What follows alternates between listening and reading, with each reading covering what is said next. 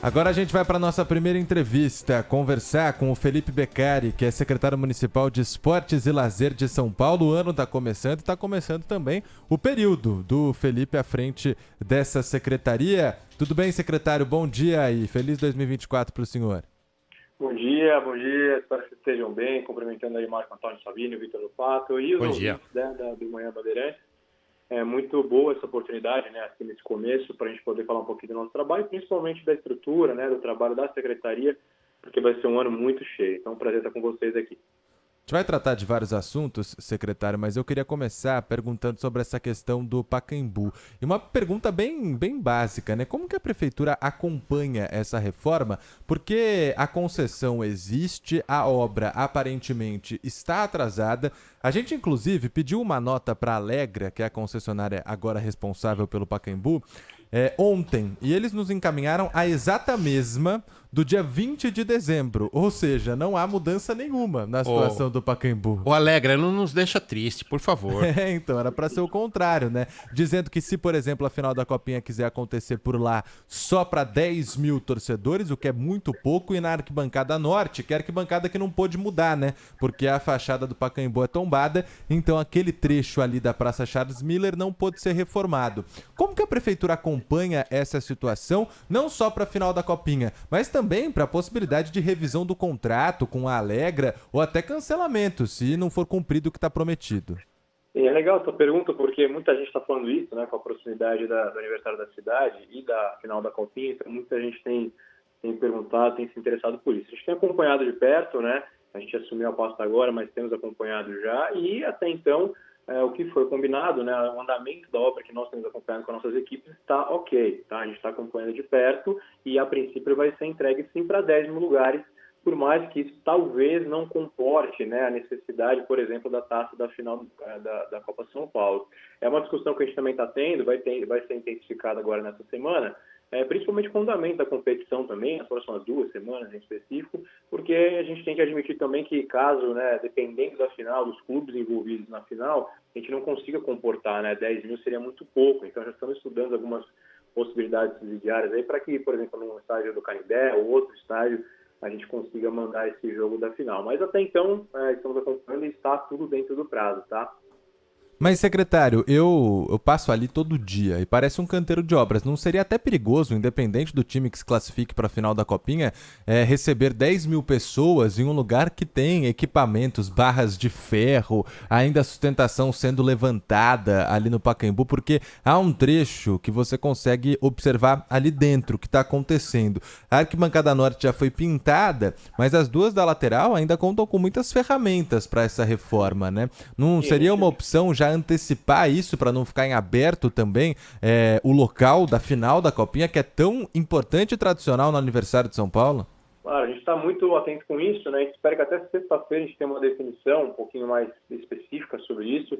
É claro que a segurança, né, a gente coloca ela como uma prioridade, né? A estrutura, a segurança, não só finalizar a obra lá interna e colocar 10 mil pessoas dentro, não é nosso intuito, né? A gente quer, para oferecer esse espaço. Então, a gente quer tranquilizar a população que está acompanhando muito de perto, que tudo vai ser respeitado, né? A segurança do público que vai estar assistindo em primeiro lugar, o conforto dele também, para que a gente possa atender melhor esse evento lá. E caso não seja possível, né, por várias questões como essa, e também, claro, os times envolvidos, como eu disse, a gente vai migrar para outro estádio aqui na capital. Então, o mais provável, pelo que eu estou entendendo da sua resposta, é que a final não seja no Pacaembu e o candidato mais forte a sediar seria o estádio do Canindé, é isso? Não, a princípio será no Pacaembu, tá? A gente tem essa ideia, dependendo, claro, como eu disse, dessa última semana, dos próximos 10 dias e dos times envolvidos conforme a competição vai andando. A gente também não pode deixar para resolver isso poucos dias antes, né? Então a gente vai ter que ter uma definição, então o nosso grupo de trabalho vai fazer uma força-tarefa para analisar toda essa questão de estrutura, de obra, né, da recepção do público e fazer uma projeção para ver se a gente, né, vai fazer no Pacaembu ou em outro estádio, mas a princípio será no Pacaembu. Hoje, se eu fosse te responder, é no Pacaembu, mas a gente vai analisar isso melhor nos próximos dias. As duas últimas aconteceram no Allianz Parque. Existe essa possibilidade? Existe também essa possibilidade. A gente tem, né, alguns estádios aí aptos a receber. Você tem o Canindé como um exemplo, né?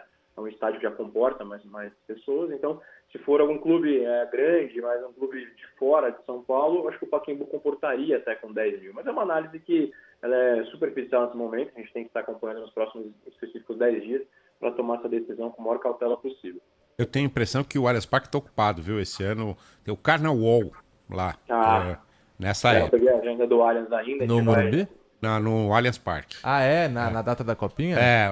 Perto ali, acho que é dia 21 ou 22, não sei se daria tempo para viabilizar para a Copinha. Mas, secretário, e outros grandes eventos? Tem essa história aí de São Paulo sediando os Jogos Pan-Americanos? Isso é possível? Vem mesmo? Ia ser em Barranquilha em 2027, né, secretário? Mas agora parece que a cidade colombiana não cumpriu com várias cláusulas do contrato, inclusive não pagando muitas parcelas. São Paulo está preparado para investir financeiramente também no Pan-Americano para 2027? Sim, então, essa história é muito legal porque a gente já se reuniu, minha primeira reunião, inclusive, como secretário no final do ano ainda, na última quinzena de dezembro, foi com o pessoal do Comitê Olímpico Brasileiro para discutir essa possibilidade, a princípio, para 2031. Né? Nós manifestamos, a cidade de São Paulo manifestou esse interesse em sediar assim, os Jogos Pan-Americanos para 2031 é início, porque 27 já estava aí a cargo de Barranquilha, né? Então a gente começou a conversar, as conversas andaram, né? Nós chegamos à conclusão que temos essa estrutura, ainda claro que não preenchida, muitos ajustes têm que ser feitos, ou seja, uma série de adequações, né? Não só para a estrutura do esporte, modalidades específicas, mas também para a questão de hotelaria, receber tantas pessoas assim. A gente calcula que, pelo menos de atletas, são 10 mil, mais 5 mil ali de comissões técnicas, mais imprensa, mais familiares, enfim, seriam umas 30 mil, a gente acredita que 30 mil pessoas, pelo menos, viriam para esse evento para cá, né? Então, precisa ter Vila Olímpica, secretário?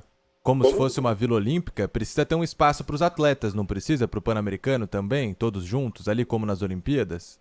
Precisa, a gente tem que ter uma criação toda, né, de uma estrutura que é específica para isso, mas que justamente nesse projeto que a gente está tentando montar, e eu vou até explicar como é que são essas etapas, que é muito importante, a gente quer fazer uma integração muito grande na cidade para que isso fique num legado, né, não fique uma questão isolada, né, se preparar, investir para os Jogos Pan-Americanos e depois não usar essas estruturas. Então a gente começou essas conversas, elas andaram, e foi acordado com o COB, né, com o Comitê Olímpico Brasileiro, o seguinte, é um bate-bola entre nós, agora a bola está com eles, eu costumo dizer assim, e eles estão listando, fazendo um projeto, né, um plano de trabalho para devolver para a gente até o final de janeiro, onde nele vai ter várias adequações, estrutura, o que eles acham, o que precisa ter, o que a gente precisa cumprir, para que a gente aqui, em tese, a partir do comecinho de fevereiro, aí sim, passamos uma força-tarefa de uns 6 meses, é o que a gente está programando, para dar essa devolutiva para o COB, lá por julho, comecinho de agosto no máximo, com todo o projeto, né, descritivo, com toda a questão financeira, com todo o plano de trabalho, para que eles levem isso para a Panam. Então, eles levando isso para a Panam, se tudo der certo, a gente lá por setembro, outubro, no máximo, teremos a confirmação da nossa candidatura. E a gente tem uma grande chance de conseguir sediar, viu? A gente não vislumbra aí outras grandes cidades, por exemplo, Nova York, para se candidatarem para 2027. Então, essa desistência de Barranquilha, essa exclusão de Barranquilha, melhor dizendo, ela só vem antecipar uma ideia nossa para 2031. E a gente tem, então, essa vontade, acho que é plenamente possível, né? A gente já tem muita estrutura na cidade e muitas obras sendo feitas, então a mobilidade, integrar essa questão e mostrar para a população que se esse evento vier a acontecer, todas essas obras de investimento, eles vão ficar para o futuro, né? Para a nossa estrutura aqui da cidade e não só isoladamente. Então, a gente tem uma grande esperança aí, vai ser um trabalho muito difícil, mas vai ter resultado. A gente está esperando do COB isso, eles também estão acelerando esse processo, desde essa notícia de ontem, e aí a gente recebendo, né, todo esse documento, a gente vai se organizar aqui, se virar para fazer o mais rápido possível e enviar para eles que eles apresentem para a Panam e eles aprovem lá a nossa candidatura. Vai ser muito interessante. Se conseguir isso, vai ser uma grande realização, né? Os Jogos Pan-Americanos dispensa comentários. A gente vai trabalhar muito esse ano por isso, né? Somado às Olimpíadas, né? Então a gente é um ano de muito fomento. Então acho que esse é um ano especial, né? Um ano que a gente vai falar de esporte de alto rendimento, esporte olímpico, pan-americano. Se a gente conseguir fechar isso, já começa a todo vapor, né? Inclusive financeiramente, que você perguntou, a gente tem sim essa possibilidade de investimento, né? Muito tem se falado do governo federal, participação dele ou não nisso. Isso é uma coisa que a gente vai também estudar, mas São Paulo tem a capacidade, né? Esse país chamado São Paulo, a gente tem essa capacidade de conseguir se adequar para receber esses jogos tão nobres aí. Pelo que eu entendi, então, uma confirmação dos Jogos Pan-Americanos em São Paulo só aconteceria agora no fim de 2024. Então, toda essa estrutura, todas as obras, construções necessárias aconteceriam ao longo de todo 2025 e em metade de 2026. Dá tempo?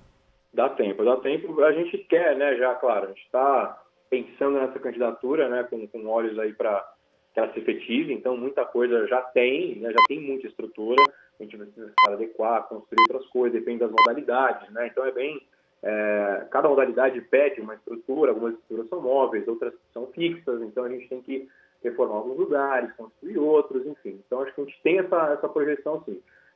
Detalhadamente, a gente vai dar depois, quando vier, né, esse planejamento aí, ele cobre essas instruções para a gente poder fazer a nossa força-tarefa, mas a gente quer que até setembro, né, a nossa data dos sonhos aí seria meados, final de setembro, nossa candidatura já esteja apresentada para a Panam e aprovada. E aí a gente começa com ritmo total, aí, como você disse, até meados de 26 aí, tá deixando a cidade pronta para receber.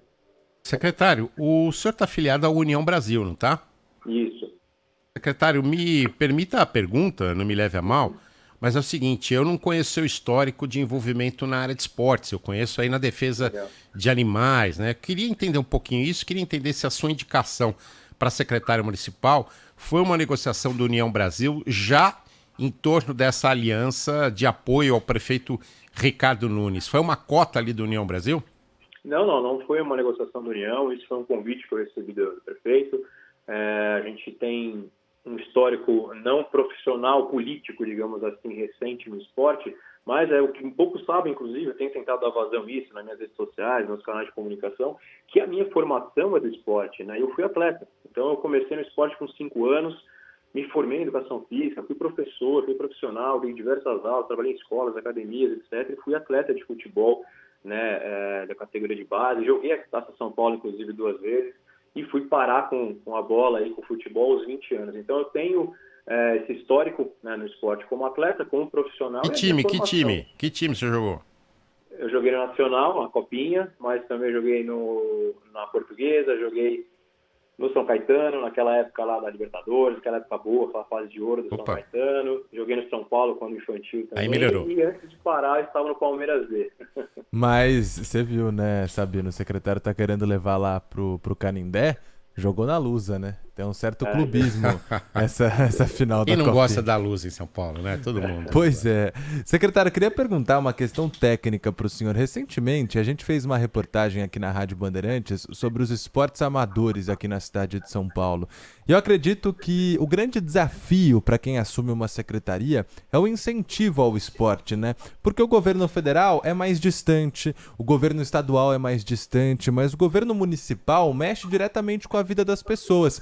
E em um ano que adentramos agora de 2024 olímpico, sempre surgem aquelas histórias, né, do atleta brasileiro olímpico que chegou lá, mas sem incentivo nenhum, tendo que pagar do próprio bolso uma passagem, com nenhum patrocínio. Como que o senhor pensa o incentivo ao esporte aqui na cidade? Quais ferramentas vai usar? A gente tem essa preocupação, né? E eu que fui, até complementando a sua pergunta anterior, tenho esse envolvimento com o esporte desde muito pequeno, venho de uma família que trabalhou com isso também. Inclusive, uma curiosidade, meu pai, ele foi secretário de esporte interino durante 6 meses na cidade de São Paulo, aí há 25 anos atrás. Então, a gente tem esse vínculo e a gente sabe, né, como é que funciona esse incentivo, a falta desse incentivo, né? Eu consegui ver esse outro lado também, né, dos atletas, né, que não tem esse glamour que as pessoas talvez esperam. A gente sabe que até mesmo o atleta de ponta não tem ajuda. Quanto mais o amador, quanto mais o incentivo na base, né, ali na ponta, e a gente quer, claro, trabalhar com isso. A gente tem total, vai dar, está dando já, né, que é uma continuação do trabalho, total apoio a qualquer evento e parte amador do esporte. A gente pode citar vários, assim, a gente tem, inclusive, a gente tem agora, sábado que vem, final da Taça da Favela, que vai ser no Canindé, inclusive, e a gente tem diversos programas aqui, equipamentos na secretaria que fomentam isso, né? Então, a gente, até, se tiver essa oportunidade de falar um pouquinho dessa estrutura da secretaria, é muito importante. Eu percebo que as pessoas na cidade, às vezes, não têm muito conhecimento de toda a estrutura que a gente oferece, né? E muita gente deixa de usufruir disso porque não tem esse conhecimento. Então, só os centros esportivos, são 46 centros esportivos espalhados pela cidade, atende todos os lugares, todas as regiões, inclusive periféricas, né? O Centro Olímpico, que é o nosso centro lá no nosso coração, ali na secretaria, que ele faz peneiras, né, anuais também para revelar esses atletas aí, participar de competições municipais, estaduais, e formar, claro, atletas possivelmente olímpicos. A gente tem toda a estrutura também do parque das bicicletas, tem a própria pista do chuvisco, a gente está fomentando toda essa base para conseguir, né, encorajar essas pessoas e investir nisso, né? Então a gente apoia todo e qualquer tipo de atletas, competições amadoras, né? A gente quer mostrar para as pessoas que elas podem sim fazer do esporte um grande estilo de vida, né? Não só para competição, mas como forma de saúde, bem-estar, integração social. Então a gente vai apoiar muito, a gente vai sentar agora, claro, em janeiro, para fazer uma triagem, né, de todos esses eventos e participações que a gente pode fomentar, para traçar um plano aí, né, de curto prazo, inclusive, para esse ano, e tentar fomentar ao máximo. E secretário, uma outra questão que agora é moda na cidade de São Paulo, não só aqui, né, acho que no Brasil inteiro, é sobre os esportes de areia. E aqui nós temos muitos, mas muitos mesmo, dessas arenas. Tudo quanto é canto que você vai, tá abrindo uma nova, tá levantando uma arena nova para beach tênis, para futevôlei, para vôlei de praia. Virou moda mesmo. Mas ainda não há uma regulamentação em relação a isso, né? Um estabelecimento, quando vai abrir, ele pode abrir só para reunião de pessoas, e aí tem ali um limite. E muitos ouvintes aqui reclamam sobre o mau uso dessas arenas, que na verdade acabam virando mais bar do que local para prática esportiva, e aí, consequentemente, causam transtorno para o bairro todo. O senhor pensa em, junto com outras secretarias, regulamentar essa questão? Sim, a gente estava falando disso, inclusive, ontem, numa reunião interna, um despacho interno lá do nosso gabinete. Tá? Ainda em janeiro, né, a gente está pegando todas essas questões, ouvindo as pessoas, essas queixas são naturais, elas acontecem, né, essas reivindicações. A gente vai sentar em janeiro para, sim, fazer uma integração entre as secretarias, como você disse, ouvir conselhos regionais também, federais de educação física, tentar entender o que a gente pode fazer para poder regulamentar. Porque realmente eu confesso que é assustador como aumentou isso, né? Acho que cada lugar que você vai, você encontra e, claro que alguns, né, não que isso seja errado, mas alguns colocam outras atividades, outras coisas ali, acabam fazendo essa disfunção aí do esporte, né? E essa procura sobre esporte de areia é muito grande, né? A gente tem a volta agora do programa Clube Escola, por exemplo, né, que é um dos mais antigos da Secretaria, que oferece para a população aulas, atividades, né, gratuitas, e a gente já incluiu, inclusive, né, nos pontos centros esportivos são dadas essas aulas também, o beach vôlei, beach tênis, beach soccer, toda essa parte de areia, todo mundo está realmente procurando. Então a gente tem que regulamentar sim. Respondendo a sua pergunta aqui em suma, a gente vai tentar disciplinar isso o mais rápido possível, fiscalizar para que seja, né, o esporte em primeiro lugar. Felipe Beccari, secretário municipal de Esportes e Lazer da cidade de São Paulo. Obrigado, secretário, pela sua participação. Um abraço e boa gestão aí à frente da secretaria. Obrigado, secretário. Eu agradeço a oportunidade, estou à disposição sempre. Quero convidar todos aqui os ouvintes a conhecerem a secretaria mais sobre as estruturas que ela tem. No site da prefeitura a gente consegue ali ter a aba da secretaria, vocês veem todas essas estruturas e os eventos que a gente vai fazer aqui. Tem a NFL, inclusive, no Brasil esse ano, é importante mencionar isso, uma conquista, né? A gente vai receber um jogo lá do futebol americano, né, tão famoso aqui no segundo semestre também. Então a gente está tentando trazer as pessoas para dentro da secretaria, para dentro do esporte, né? Não só na formação de atletas, mas principalmente promoção de saúde, bem-estar e a integração social. Então, convido todos realmente a conhecer isso, trazer a família inteira, e é assim que a gente vai trabalhar esse ano, com muita vontade. Obrigado pelo espaço, gente, estou à disposição. Obrigado, secretário. Obrigado, secretário.